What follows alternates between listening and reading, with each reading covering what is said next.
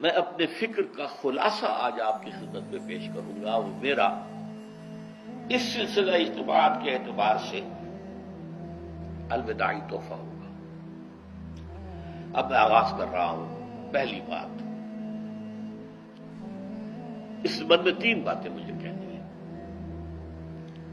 سب سے پہلی بات یہ کہ زندگی کی سب سے بڑی حقیقت موت ہے.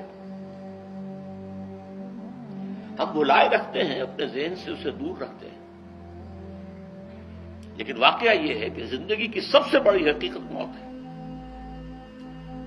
خدا کے منکر پیدا ہوئے ہیں، لیکن موت کا انکار کرنے والا تو کوئی پیدا نہیں ہوا. اس لیے میں نے آیت آپ کو سنائی، کل نفس ذائقۃ الموت. ہر سی نفس کو موت کا مزہ چکھنا ہے، ہر جاندار کو موت کا مزہ چکھنا ہے. ثم الینا ترجعون، پھر ہماری طرف لوٹا دیے جاؤ. تو زندگی کی سب سے اہم حقیقت موت، اور موت کے بعد رجوع الی اللہ، آخرت. یہ سب سے بڑی حقیقت ہے. ایک حقیقت سب مانتے ہیں، سب جانتے ہیں، دوسری حقیقت کے اوپر پردہ پڑا ہوا ہے. میں نے اس اعتبار سے نوٹ کیا، یہ الفاظ قرآن میں 3 مرتبہ ہے. کل نفس ذائقۃ الموت، ہر جاندار کو موت کا مزہ چکھنا ہے. انبیاء اس سے مستثنا نہیں رہے، رسول اس سے مستثنا نہیں رہے، اولیاء اللہ مستثنا نہیں رہے. وقتی طور پر استثناء حضرت عیسیٰ کا ہے کہ ابھی وہ زندہ ہے، لیکن عیسیٰ یاتی علیہ الموت، حضور نے فرمایا عیسیٰ پر بھی موت آئے گی. جب دوبارہ آئیں گے، زمین پر اتریں گے، پھر اس کے بعد ان پر موت وارد ہوگی. ان کی نماز جنازہ پڑھی جائے گی، انہیں دفن کیا جائے گا حضور کے پہلو میں. شادی بھی کریں گے، اولاد بھی ہوگی. باقی تو یہ ہے کہ کل نفس ذائقۃ الموت، سب کو موت کا مزہ چکھنا ہے. عیسیٰ بھی بالآخر اس سے مستثنا نہیں رہیں گے. بلکہ قرآن میں ایک جگہ کہا گیا ہے افإن مت فهم الخالدون.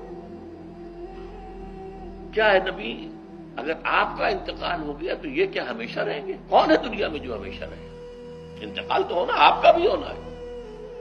انک میت وانہم لمیتون. یہ تو مختصر ترین الفاظ تھے. اس سے آگے بڑھیے، سورہ انبیاء میں فرمایا کل نفس ذائقۃ الموت وَنَبْلُوكُمْ بِالشَّرِّ وَالْخَيْرِ فِتْنَةً وَإِلَيْنَا تُرْجَعُونَ. ہر جاندار کو موت کا مزہ چکھنا ہے، اور اس سے پہلے پہلے ہم تمہیں آزماتے رہیں گے. خیر کے ذریعے بھی، بھلائی دے کر، صحت دے کر، دولت دے کر، اولاد دے کر، شہرت دے کر، اور برائی کے ذریعے سے بھی، تنگ دستی دے کر، بے عزتی دے کر، اہانت دے کر، ذلت دے کر. وَإِلَيْنَا تُرْجَعُونَ، اور پھر ہماری طرف لوٹائے جاؤ گے. یہ وہ دوسری حقیقت جو میں نے کہا کہ جس پر پردہ پڑا ہوا ہے، بہت بڑا پردہ ہے. لوگ یہی سمجھتے ہیں کہ یہی دنیا کی زندگی ہے. قرآن کہتا ہے اِنَّ الدَّارَ الْآخِرَةَ لَهِيَ الْحَيَوَانُ لَوْ كَانُوا يَعْلَمُونَ. یہ تو آخرت والی زندگی ہے جو اصل زندگی ہے. کاش کے نمائیں. اس سے بھی زیادہ تفصیل سے یہ آل عمران میں آئی ہے کل نفس ذائقۃ الموت وانما توفون اجورکم یوم القیامہ. ہر جاندار کو موت کا مزہ چکھنا ہے، اور پھر تمہیں پورا پورا تمہارا اجر اور بدلہ دے دیا جائے گا قیامت کے دن. فمن زحزح عن النار وادخل الجنة فقد فاز. جو کوئی آگ سے بچا لیا گیا اور جنت میں داخل کر دیا گیا، وہ تو کامیاب ہو گیا. اللہم ربنا اجعلنا منہم، اللہم ربنا اجعلنا منہم، اللہم ربنا اجعلنا منہم. وما الحیات الدنیا الا متاع الغرور. اور دنیا کی زندگی تو سوائے دھوکے کے سامان کے اور کچھ نہیں ہے. دھوکہ کس معنی میں؟ یہ تمہیں اصل زندگی سے غافل کر دیتی ہے. تم کہیں سفر پر جا رہے تھے، تمہارا کہیں گھر تھا، تمہیں واپس آنا تھا، تم راستے ہی میں کسی دلچسپی میں ایسے مگن ہوئے کہ گھر بار سب بھول گئے.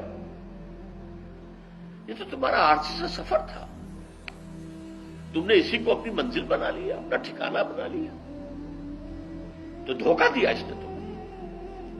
ویسے دنیا کی زندگی دھوکہ نہیں ہے، بڑی حقیقت ہے. اس لیے کہ حضور نے فرمایا انما دنیا مزرعۃ الآخرہ، یہ دنیا آخرت کی کھیتی ہے، یہاں بوؤ گے تو وہاں کاٹو گے، یہاں کچھ کمائی کرو گے تو وہاں اس کا بدلہ ملے گا۔ اس اعتبار سے دنیا بہت بڑی حقیقت ہے، ایک ایک لمحہ بہت بڑی قیمتی شے ہے، لیکن اگر یہ دنیا تمہیں آخرت سے غافل کر دے تو اس سے بڑا دھوکے باز ہو کوئی نہیں۔ یہ اصل دجال ہے۔ میں نے تقریباً 60 برس کی عمر کو جب میں پہنچا تھا تو موت کا انتظار شروع کر دیا تھا۔ میرے قریبی احباب کو معلوم ہے، میں کہتا رہا، یہ بھی کہتا رہا کہ بھائی میں اپنے حصے کا کام کر چکا ہوں، جتنی صلاحیت اللہ نے دی تھی، جتنی بھی میرے اندر استعداد تھی، میں اس کو بھرپور طریقے پر استعمال کر چکا ہوں۔ دم واپسی برسر راہ ہے عزیز و اللہ ہی اللہ ہے، یہ میرا معاملہ رہا ہے 60 برس کی عمر سے۔ اس کے بعد اللہ نے مزید 14 برس دیے ہیں۔ یہ نافلۃ لک کے درجے میں کہتا ہوں، اس کا اللہ کا عطیہ خصوصی ہے، نفل ہے، ہمیشہ کہتا رہا ہوں۔ مسنون زندگی تو 61 برس ہے ہمارے حساب سے۔ علامہ اقبال کے بارے میں سنا ہے کہ رویا کرتے تھے کہیں میری عمر حضور کی عمر سے زیادہ نہ ہو جائے۔ وہ 6 مہینے کم ہی رہی ہے حضور کی عمر سے۔ جو حضور کی عمر تھی وہی حضرت ابو بکر کی، وہی حضرت عمر کی، وہی حضرت علی کی۔ ہاں، حضرت عثمان 82 برس کے ہوئے ماشاءاللہ۔ پھر یہاں کے مجددین میں سے وہی عمر حضرت شیخ احمد سرہندی کی، وہی شاہ ولی اللہ دہلوی کی۔ ہاں، شیخ عبدالحق محدث دہلوی رحمۃ اللہ علیہ 82 برس کے ہوئے۔ لیکن یہ میں کہا کرتا تھا مسنون عمر تو 61 برس ہے، جسے ہم 63 کہتے ہیں، وہ اصل میں ہمارے حساب سے 61 بنتا ہے۔ وہ 63 قمری ہیں، جو 9 دن کم ہے قمری سال جو ہے وہ شمسی سال سے۔ بہرحال میں اس وقت سے منتظر تھا، لیکن جو بھی وقت اللہ نے دیا ہے، اللہ کا شکر ہے، وہ مفید کاموں میں لگا ہے۔ ان میں خاص طور پر میں سمجھتا ہوں کہ اللہ کا مجھ پر سب سے بڑا احسان، اور مجھے پر نہیں، بہت بڑے پیمانے پر لوگوں پر جو احسان ہوا ہے، وہ میرا 1998 کا دورہ ترجمہ قرآن ہے جو کراچی میں ہوا تھا۔ 1998 کے مارچ میں میرا بڑا آپریشن ہوا، دونوں گھٹنے تبدیل کیے گئے، لیکن 98 کے آخر میں، حالانکہ میں چل نہیں سکتا تھا، کراچی میں مسجد جو ہے اونچی ہے، دوسری منزل پر ہے، تو خاص ریمپ بنایا گیا جس کے ذریعے میں ویل چیئر پر مجھے لے جایا جاتا تھا۔ میں نے درس دیا۔ اس درس کی گزشتہ چند سالوں سے پوری دنیا میں جو گونج ہوئی ہے اللہ کے فضل و کرم سے، اللہ کا کوئی حکمت خداوندی اس کے ساتھ وابستہ ہے۔ اس میں میرے کسی کام کو دخل نہیں ہے، میری کسی کوشش کو دخل نہیں ہے۔ میں نے تو جو درس میں دیتا آ رہا تھا سن 85 سے دورہ ترجمہ قرآن، البتہ یہ بات ضرور ہے کہ میں نے محسوس کیا تھا کہ سن 98 کے اس درس میں دورہ ترجمہ قرآن کے مجھے خصوصی انشراح حاصل تھا۔ میری ساری گفتگو کا حاصل کیا ہے؟ دیکھیے، نظریاتی تحریکوں کا تعلق اشخاص سے نہیں ہوتا، ٹھیک ہے، کوئی اس کا داعی ہوتا ہے، کوئی اس کا مؤسس ہو جاتا ہے، کوئی اس کا آغاز کرنے والا ہوتا ہے، لیکن نظریاتی تحریک افراد سے وابستہ نہیں ہوتی۔ افراد آتے چلے جاتے ہیں اپنا اپنا حصے کا کام کر کے، جس کو جتنا مقدر ہے، جتنی اللہ تعالیٰ کی طرف سے توفیق ہے، وہ اپنا کام کرے گا، چلا جائے گا۔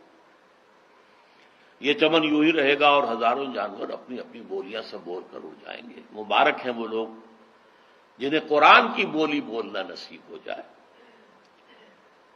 وَإِنْ يَحْسَبُ أَنِّي مِنْهُمْ، مجھے گمان ہے، اللہ کا فضل ہے کہ میں ان میں سے ہوں، میں نے قرآن کی بولی بولی ہے، اور قرآن مجید کو جیسا کہ وہ ہے ایز اٹ از، اپنے کو مذمومہ خیالات، اپنے کوئی ذہن سے زائدہ نظریات کو میں نے اس میں دخل نہیں دیا، جسے انگریزی میں آپ آبجیکٹیولی کہتے ہیں، خالص معروضی طور پر قرآن کو پڑھا ہے، قرآن کو قرآن سے سمجھا ہے، یا پھر سیرت رسول سے سمجھا ہے۔ میں لفظ سنت کی بجائے سیرت استعمال کر رہا ہوں۔